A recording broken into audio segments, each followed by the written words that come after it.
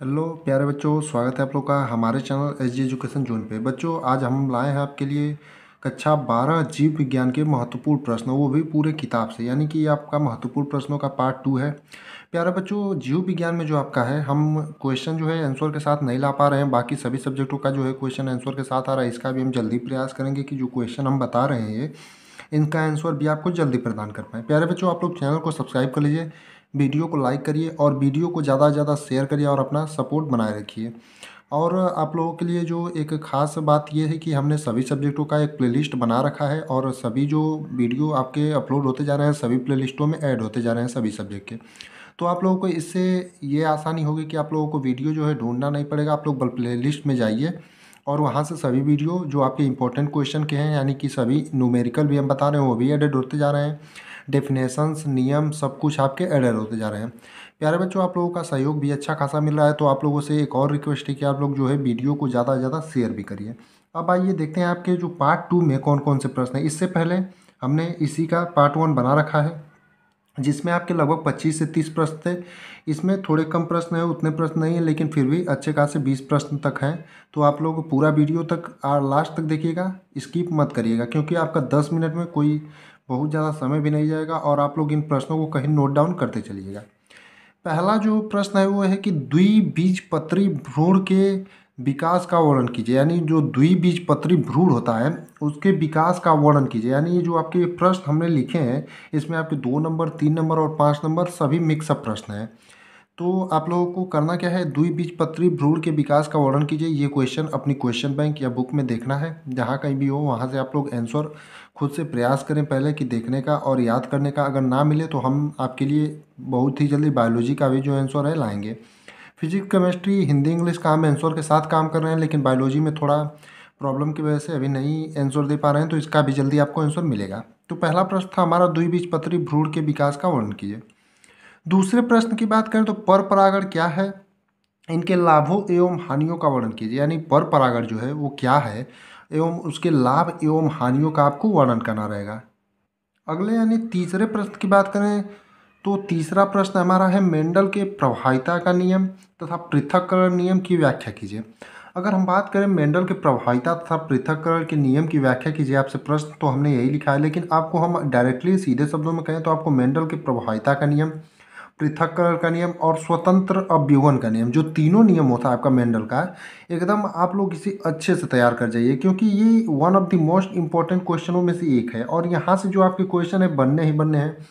तो जिन टॉपिकों से आपके क्वेश्चन बनने हैं तो उनको छोड़ना क्यों। तो ये 3 नियम आप लोगों से हम रिक्वेस्ट करेंगे कि आप लोग एकदम अच्छे से एकदम अभी से तैयार कर जाइए, ताकि परीक्षा में इसे भूलने का कोई चांस ही ना आए। तो आप लोगों को मेंडल की प्रभाविता का नियम, पृथक्करण का नियम और स्वतंत्र अवयवन का नियम, ये तीनों याद करना। ये नहीं कि इस क्वेश्चन में हमने 2 ही लिखे हैं, क्योंकि हमने जब इम्पोर्टेंट टॉपिक का वीडियो बायोलॉजी का बनाया था तो उसमें बताया था कि आप ये तीनों जो नियम है मेंडल का वो तीनों तैयार कर जाइए। तो अब अपने चौथे प्रश्न की बात करते हैं। चौथा प्रश्न है, लिंग संलग्न लक्षण किसे कहते हैं, वर्णन कीजिए। यानी लिंग संलग्न लक्षण जो होता है वो किसे कहते हैं, इसका आपको वर्णन करना रहेगा। बात करें अपने अगले यानी कि पांचवें प्रश्न की। पांचवा प्रश्न हमारा ये है कि अनुवांशिक कूट क्या है। यानी अनुवांशिक जो है वो कूट क्या है, अनुवांशिक कूट जो है वो क्या है, ये आपसे पूछा है। इसकी विशेषताएं लिखिए। यानी अनुवांशिक कूट क्या है पहले आपको वो लिखना रहेगा, फिर इसके बाद अनुवांशिक कूट की कुछ विशेषताएं होती हैं वो विशेषताएं आपको लिखना रहेगा।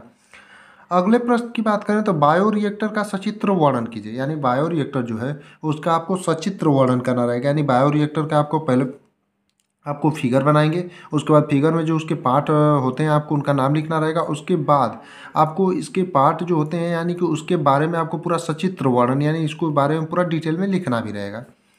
अगले यानी कि अपने 7वें प्रश्न की बात करें तो जिन चिकित्साओं को उदाहरण सहित समझाइए। यानी जो जिन चिकित्सा होते हैं उनको आपको पूरा उदाहरण सहित समझाना रहेगा। ये क्वेश्चन जो जिन चिकित्साओं वाला है आपका 3 नंबर में पूछा जाता है।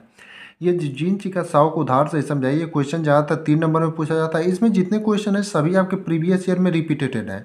अगर आपके पास क्वेश्चन बैंक हो तो आप लोग वहाँ से जाकर के मिलान कर सकते हैं। जो हमने बायोलॉजी के पार्ट 1 में भी 25 क्वेश्चन बताए हैं वो भी रिपीटेड रहे हैं बहुत बार, और पार्ट 2 में जो बता रहे हैं वो भी बहुत बार रिपीटेड रहे हैं। अब अगले क्वेश्चन की बात करें यानी 8वें प्रश्न की अपने, तो गुरु बीजाणु जनन का संक्षेप में व्याख्या कीजिए। यानी जो गुरु बीजाणु जनन होता है उसका आपको संक्षेप में व्याख्या करने के लिए आपकी यूपी बोर्ड एग्जाम 2025 में आ सकता है। तो आप लोगों को करना क्या है, इन प्रश्नों को जा कर के कहीं नोट कर लेना है और बारी बारी से इनका आंसर भी हम आपको देने का प्रयास बहुत ही जल्दी करेंगे। बाकी सभी विषयों का तो आंसर मिल ही रहा है। तो अगले प्रश्न की अब बात करें, हमारा 8वां प्रश्न था गुरु बीजाणु जनन का संक्षेप में व्याख्या कीजिए। माफ करिए, इस प्रश्न को हम बचा चुके हैं कि गुरु बीजाणु जनन का संक्षेप में व्याख्या करिए। अगले प्रश्न की बात करें यानी कि 9वें प्रश्न की, तो भ्रूणपोष क्या है, यानी भ्रूणपोष जो है वो क्या होता है, इसके विभिन्न प्रकारों का संक्षिप्त वर्णन कीजिए। यानी भ्रूणपोष क्या होता है इसको आपको बताना रहेगा, और भ्रूणपोष के जो विभिन्न प्रकार होते हैं यानी कि इनके पार्ट जो होते हैं उनका आपको संक्षिप्त में वर्णन करना रहेगा। अगले यानी कि 10वें प्रश्न की बात करें तो आपको बताना है अपूर्ण प्रभाविता तथा सप्रभाविता में अंतर।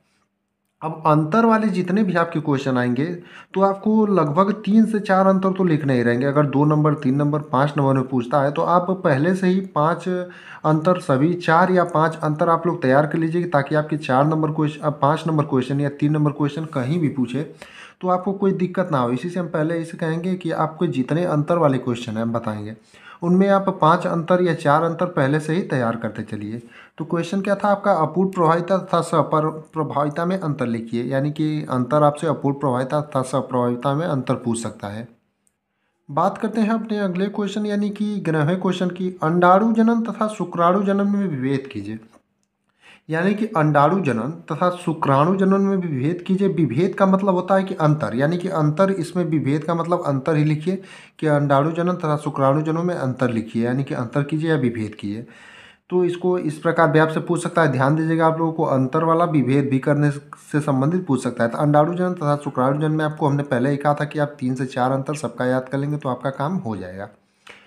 अगले क्वेश्चन की बात करें तो असंग जनन पर संक्षिप्त टिप्पणी कीजिए। यानी असंग जनन क्या होता है उस पर आपको संक्षिप्त टिप्पणी करने से संबंधित क्वेश्चन जो है आपसे आपकी यूपी बोर्ड एग्जाम 2025 में पूछा जा सकता है। यानी असंग जनन क्या होता है इसके बारे में पूरा आपको बताना रहेगा।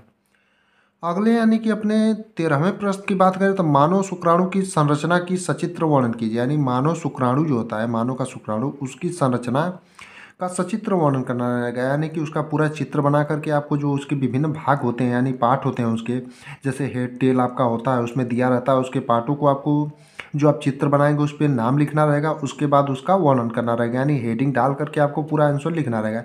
जिस प्रकार हमने सभी विषयों के आपके लिख करके प्रश्नों के उत्तर बताए हैं कि किस प्रकार आप हेडिंग डालकर लिखेंगे तो आपका एग्जामिनर के पास कोई चांस ही नहीं रहेगा कि आपका नंबर काटे। उसी प्रकार इसमें भी लिखेंगे आप। अगले यानी कि 14वें अपने प्रश्न की बात करें तो बीटी कपास पर टिप्पणी कीजिए। यानी बीटी कपास जो होता है उस पर टिप्पणी से संबंधित क्वेश्चन आपसे पूछा जा सकता है आपके यूपी बोर्ड एग्जाम 2025 में। यानी बीटी कपास जो होता है उस पर आपको टिप्पणी करने के लिए क्वेश्चन दे सकता है। बात करते हैं अपने अगले प्रश्न यानी 15वें प्रश्न की, जीन चिकित्सा पर टिप्पणी कीजिए। यानी जो जीन चिकित्सा होता है उस पर आपको टिप्पणी से संबंधित क्वेश्चन पूछ सकता है कि जीन चिकित्सा पर टिप्पणी कीजिए। यानी जीन चिकित्सा क्या होता है उसके बारे में आपको लिखना रहेगा। प्यारे बच्चों, हम बचे हैं आपके 3 क्वेश्चन है, 16वां 17वां और 18वां। उससे पहले हम आपसे फिर से कहना चाहेंगे कि आप लोग जो है अपना प्यार तो दिखा ही रहे हैं, लेकिन आप लोग अपने दोस्तों के साथ ज़्यादा से ज़्यादा हमारे चैनल को शेयर कीजिए और अपना सपोर्ट और ज़्यादा से ज़्यादा दिखाइए ताकि हम आपके लिए जो मेहनत है वो दोगुनी कर सकें। हम आपके लिए सभी क्वेश्चनों का हल ला रहे हैं और वो भी एकदम आपको करना क्या है, एकदम नोट्स भी आपको जल्दी हम प्रोवाइड कराएंगे। ये भी हम सोच रहे हैं कि एक व्हाट्सअप चैनल बना लें। तो आप लोग कमेंट में ज़रूर बताइए कि व्हाट्सअप चैनल हमें बनाना चाहिए या नहीं, जिस पर हम आपको नोट्स प्रॉपर प्रोवाइड करा सकें यानी पीडीएफ के रूप में। तो आप लोग कमेंट में ज़रूर बताइए कि आपको नोट्स की अगर आवश्यकता है तो आप लोग कमेंट में ज़रूर बताइए तो हम व्हाट्सअप चैनल क्रिएट करें और उसमें आपको नोट्स दे सकें। अगले क्वेश्चन यानी 16वें क्वेश्चन की तरफ बढ़ते हैं। सूक्ष्म जीवों के औद्योगिक महत्व को समझाइए। यानी सूक्ष्म जीव जो होते हैं यानी छोटे छोटे जो जीव होते हैं उनके औद्योगिक महत्व को समझाएं। यानी उनके जो औद्योगिक महत्व होते हैं उनको आपको समझाना रहेगा। यानी जो सूक्ष्म यानी छोटे छोटे जीव होते हैं उनके औद्योगिक महत्व को समझाने से संबंधित क्वेश्चन पूछा जा सकता है। अगले क्वेश्चन की बात करें यानी 17वें प्रश्न की, तो ये है कि परिपक्व परागकोश की अंतःपृष्ठ काष्ठ का केवल नामांकित चित्र बनाइए। यानी जो परिपक्व पराग कोश होता है उनके अनुप्रस्थ काट जो होता है का केवल नामांकित चित्र बनाइए।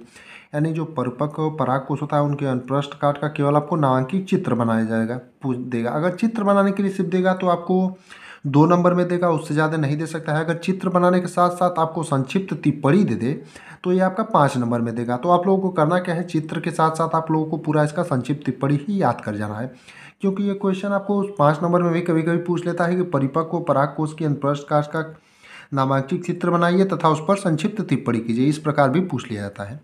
अगले और आज के क्लास के अंतिम प्रश्न की हम बात करें तो प्रोटीन संश्लेषण का वर्णन कीजिए, यानी प्रोटीन संश्लेषण जो है उसके बारे में आपको टिप्पणी या वर्णन करने के बारे में आ सकता है।